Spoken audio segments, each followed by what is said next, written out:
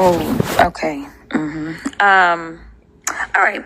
So most everyone up here on the other side of the aisle has endorsed a person that has been found liable for sexual abuse of women to be our president of the United States. But we are going to talk about how this party is going to protect women.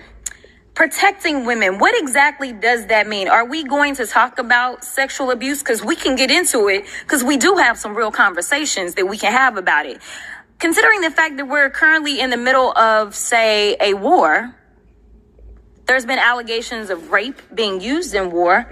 Seems like maybe we could have a few conversations about what it would look like to prevent that, what it would look like to maybe go and get those hostages out, maybe go and send some money to our allies. It looks like we could do something of value, but let me tell you, this session, we have set so many good records. One of those records was we've had a record number of people that have retired or announced their retirements in the month of November from the House. And from everything that I hear, it's because this body has become completely unserious. But we do have serious issues, especially when it comes to women. So let's talk about what it looks like to protect women in this country.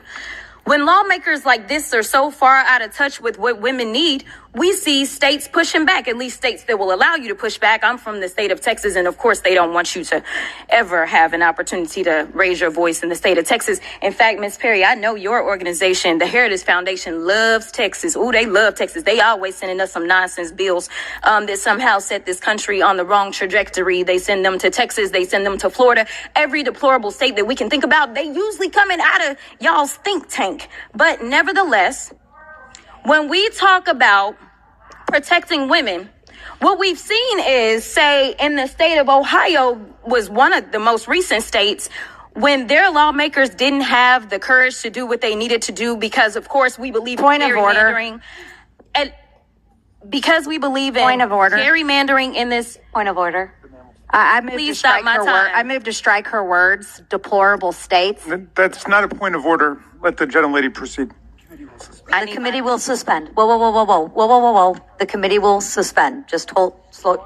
According to Senate.gov, point of order, a claim made by a senator or representative from the floor that a rule of the chamber is being violated. So I'm prepared to rule. This is not a statement. A deplorable state is not a statement against a person. Or it is not engaging in personalities. So I'll continue and you can reclaim your time. Thank you, Madam Chair.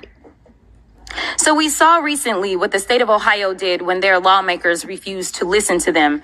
We also have seen what the state of Kansas decided to do. When it comes to protecting women, it seems like the only people that are standing up for women on an everyday basis are the people themselves because they're elected officials that somehow get into these positions in a gerrymandered way.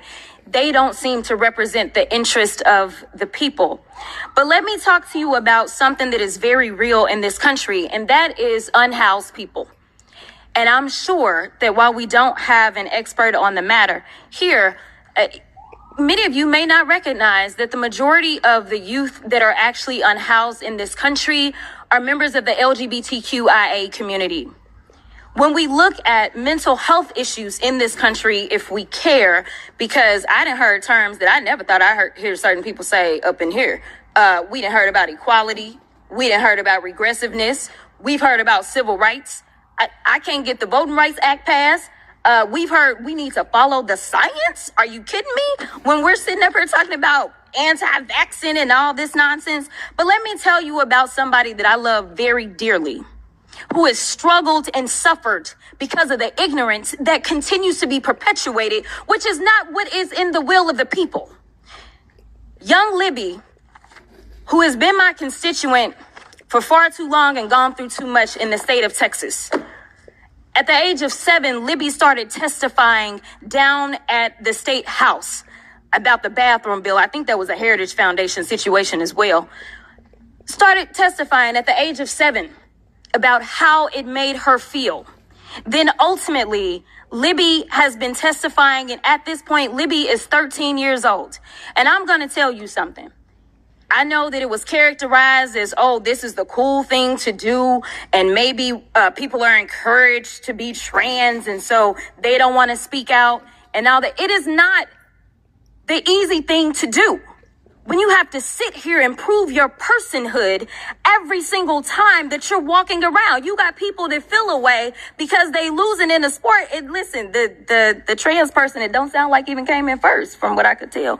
But nevertheless, I think we need to focus on real things that are real issues as it relates to women. If you care about women, let's get the ERA passed so we can have equal rights. Let's make sure that we fully fund access to reproductive health. Let's make sure that we are protecting those that are being raped because they're being raped in this country as well as abroad. And this party has decided that even if you're raped and you're a child, guess what? You shouldn't have access to reproductive health care. That is not protecting women, and I will yield. As you leave the page, don't forget to hit the like bell and subscribe to the channel if you haven't done so as yet. Thank you.